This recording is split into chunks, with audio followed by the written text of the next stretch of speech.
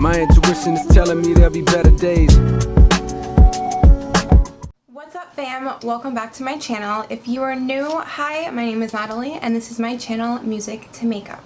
So today's video, I did a video similar to this about a year ago now, and it was a video about the book Women Who Love Too Much by Robin Norwood. And when I did those videos, reading that book was very new to me, and those concepts, the realization of those concepts were still very new to me. But it was like as soon as I read them, I knew I had to talk about it because I felt like I understood like where all like my issues in relationships had come from and the steps to recovery. And now a year later, I have, reread this book multiple times. It's like my Bible, and I feel I just have a better understanding of the material, and what I've learned from reading, I've also applied in my life. So I have a lot more real life examples that I'm able to share. And so in this video, I'm going to be mainly talking about the characteristics of a woman who loves too much, because if we can't change what we don't acknowledge. So the first and probably the biggest, step is acknowledging that you are a woman too much, that woman who loves too much, and you have certain weaknesses and certain issues that you need to work on to overcome. So if you would like to hear about that, then keep on watching. And if you do like this video, please let me know by giving it a thumbs up, and don't forget to subscribe to my channel before you leave. Okay, so I want to be clear. I want to read her definition of what exactly a woman who loves too much is. And it says, loving too much does not mean loving too many men or falling in love too often or having too great a depth of genuine love for another.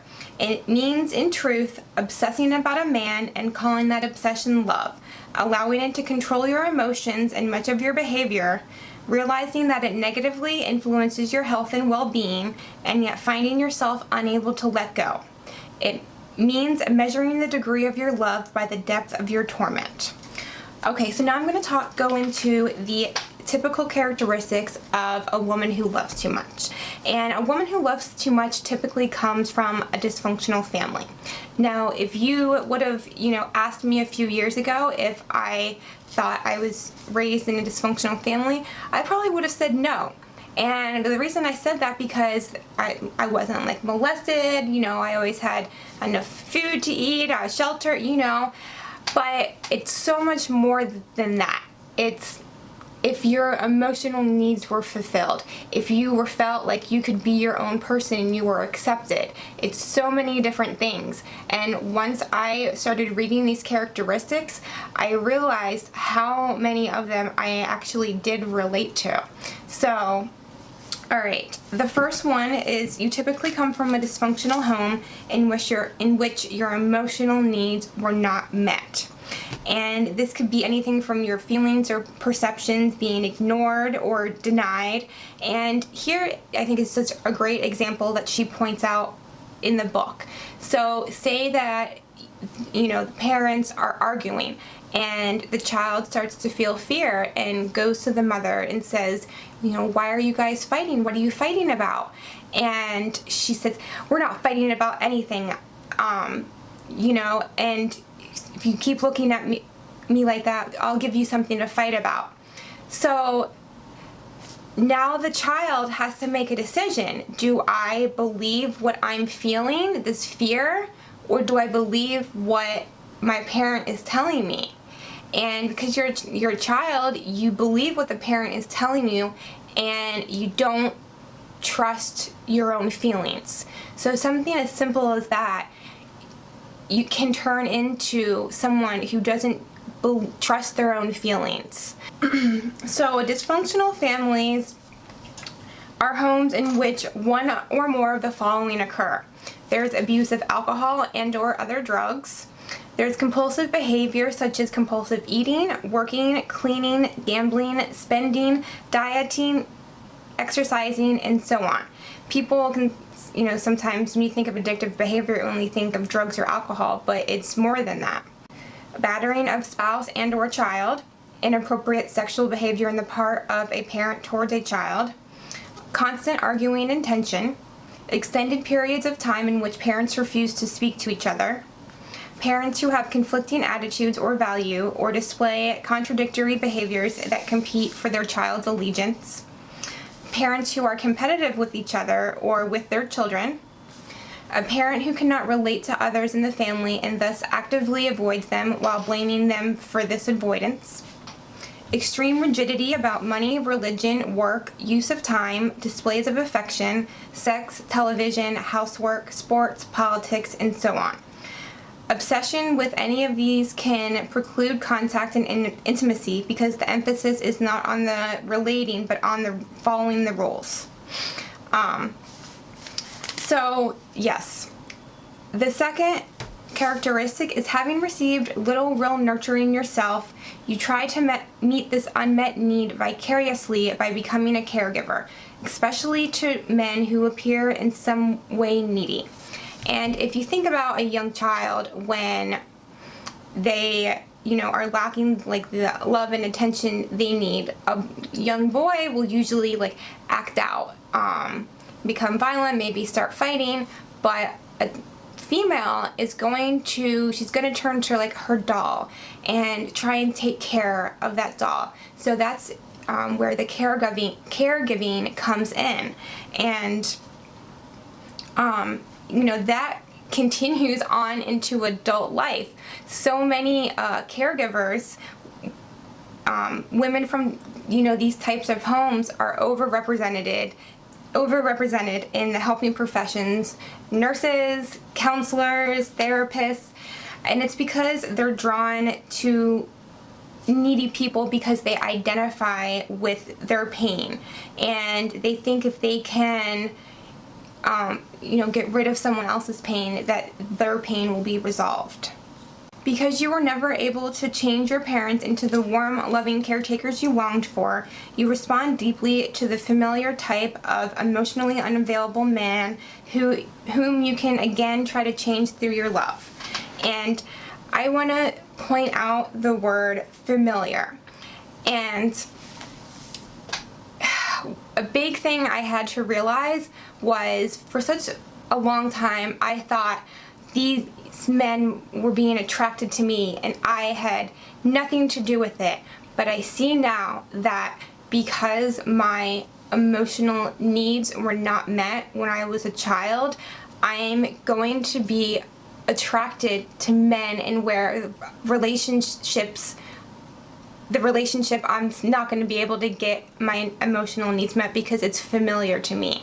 If you grow up and that's all you know is having your emotional needs invalidated, then that's what is familiar to you. And your subconscious is going to attract people and where you can try and recreate that relationship that you had in childhood, because when we do that, we're trying to gain control of that situation and fix it. We think if we can fix this other person, then it's like we were able to fix our parents and we were able to receive the love and attention we needed as a child.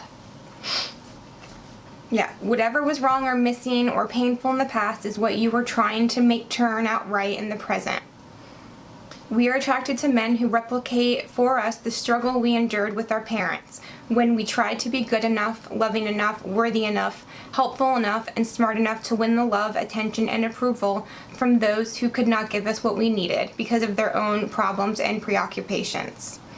Now we operate as though love, attention, and approval don't count unless we are able to extract them from a man who is also unable to readily give them to us because of his own problems and preoccupations. Wow, that's some heavy stuff right there. Terrified of abandonment, you will do anything to keep a relationship from dissolving. Every woman who loves too much has had some sort of experience with abandonment. And as an adult, being left by a man who represents in so many ways the people that first abandoned us as children, brings up all that fear and terror again. Number 5, Almost nothing is too much trouble, takes too much time, or is too expensive if it will help the man you were involved with. I can't tell you. Like, the relationships my entire 20s, my marriage, everything, I did everything for them.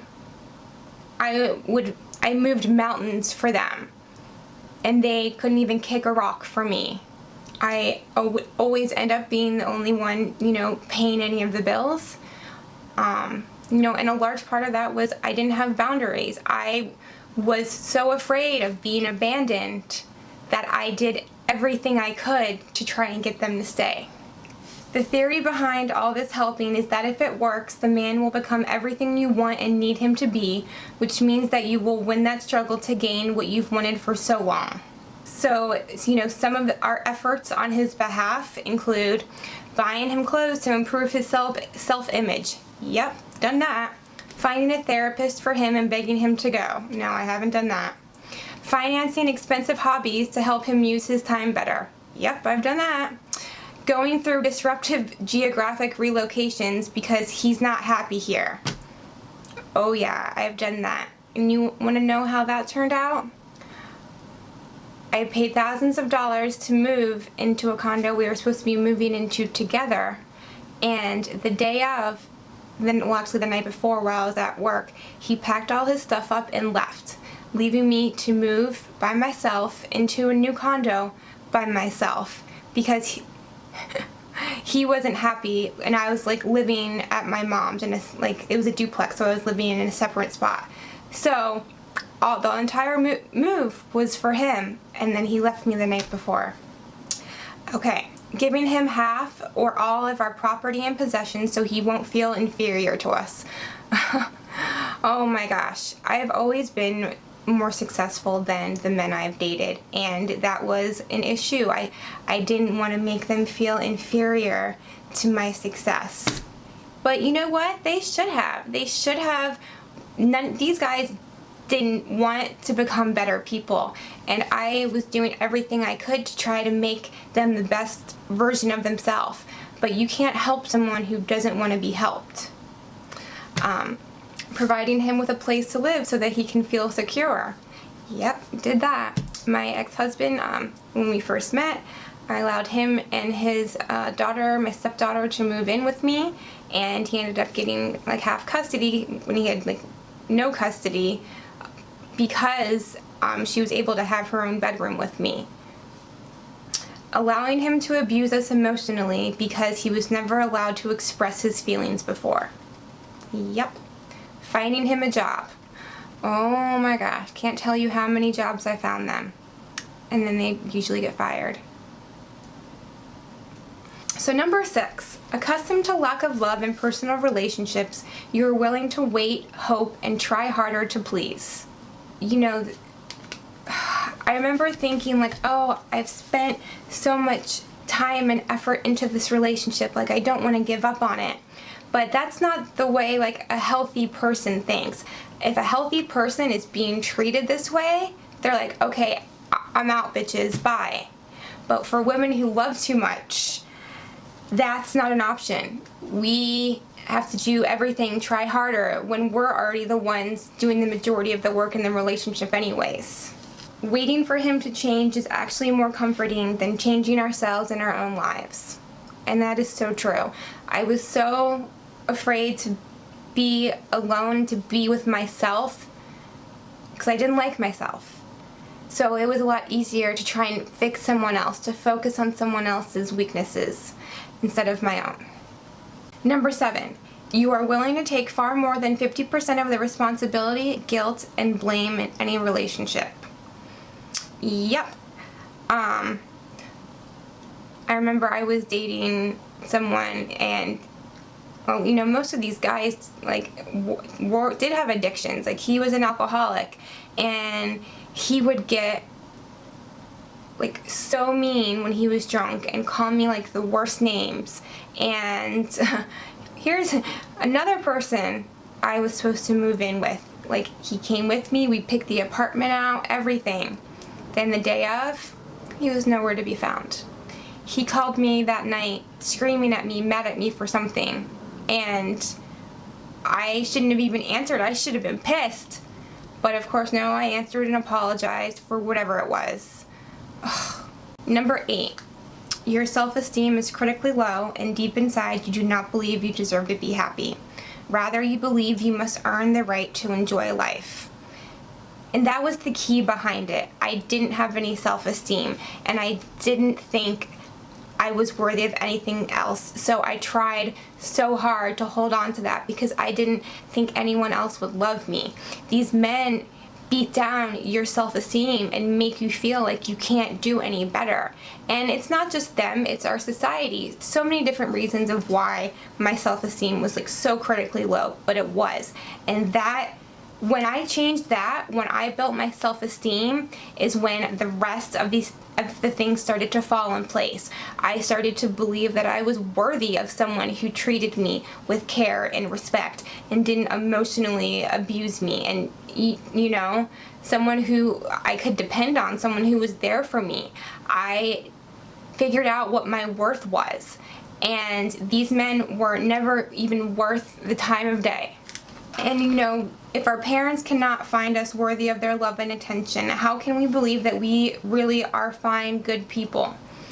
Very few women who love too much have a conviction at the core of their being that they deserve to love and be loved simply because they exist. We believe instead that we harbor terrible faults or flaws, and that we must do good works in order to make up for this. We live in guilt that we have these shortcomings and in fear of being found out. We work very, very hard at trying to appear to be good because we don't believe we are. Number 9. You have a desperate need to control your men and your relationships, having experienced little security in childhood. You mask your efforts to control people and situations as being helpful. Living in any of the more chaotic types of dysfunctional families, such as alcoholic, violent, or incestuous, a child will inevitably feel panic at the family's loss of control. Those of us who have suffered in this way seek to turn the tables, so to speak. By being strong and helpful to others, we protect ourselves from the panic that comes from being at another's mercy. And yeah, that's so true. It's very hard for me to ask for help or to depend on someone because I am so afraid of being let down. So I try to control everything in, every situation. But that's unhealthy too. Number 10. In a relationship, you are much more in touch with your dream of how it could be than with the reality of the situation. Oh, no truer words than that. And especially if these men are narcissistic, which they usually are, because that's the type of men that women who love too much attract. And in the very beginning, when they love bomb us, and then after that, once they, devalue and discard us, we think we did something wrong to cause him to go from such a great, amazing guy to this horrible fuckboy. But it wasn't us. It was the person we first met, that amazing person, never truly existed. And we are continuing to try to make this relationship work because we have this ideal of how the relationship could be if we could just get back to where it was in the beginning, or if I could just fix this about him, this relationship would be perfect.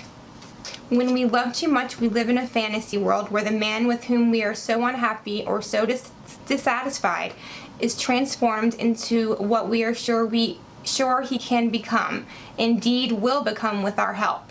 Because we know very little about being happy in a relationship and have very little experience with having someone we care for meet our emotional needs, that dream world is the closest we dare come to having what we want. If we already had a man who was everything we wanted, what would he need us for? And all that talent and compulsion for helping would have nowhere to operate. A major part of our identity would be out of a job. Number 11. You are addicted to men and emotional pain. And we use this obsession with a man to avoid our pain, emptiness, fear, and anger. We use our relationships as drugs to avoid experience what we would feel if we held still with ourselves. And that is so true. But we are the only ones that are going to be in our lives for the entirety of it. And you're going to have to be alone with yourself sooner or later. And the sooner that you learn to enjoy that time, the easier your life is going to be. I love just being by myself now. I never in a million years would have thought I would have ever said that. But just taking the time for myself and to learn about myself and to learn what my strengths and weaknesses were, and to just grow as a person has been like the most life-changing thing I've ever done, the most transformational thing I've ever done. It completely changed me as a person for the better. Number 12, you may be predisposed biochemically as well as emotionally to abusing drugs, alcohol, and or certain foods, usually sugary ones. Number 13, by being drawn to people with problems that need fixing, or by being enmeshed in situations that are chaotic, uncertain, and emotionally painful, you keep from focusing on your responsibility to yourself.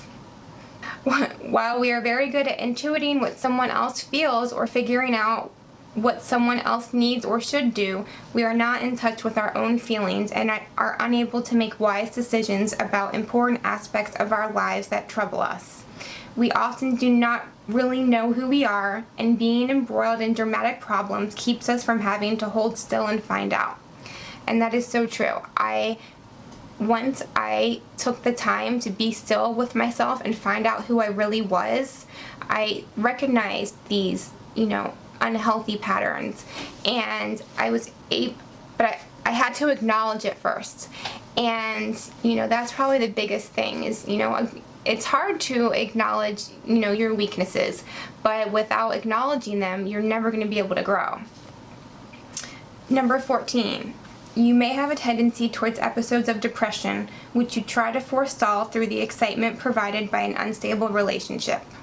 You are not attracted to men who are kind, stable, reliable, and interested in you. You find such nice men boring. When I first read that a year ago, I was like, no, that's not true. I want a nice guy.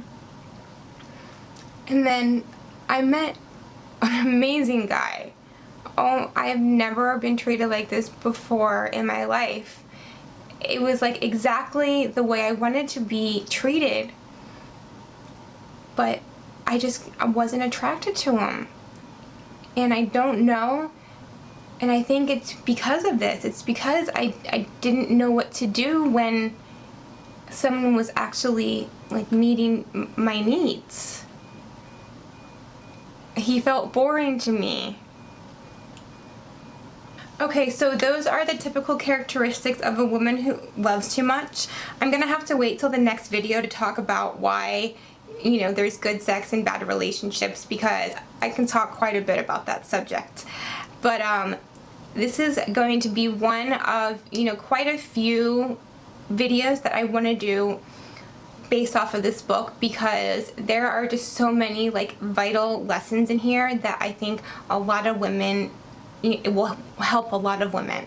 So I hope you guys enjoyed this video. If you're a woman who loves too much, let me know in the comments below. And just know that there is a way out of this. You can change this behavior. Alright guys, I will see you in my next video. Love you.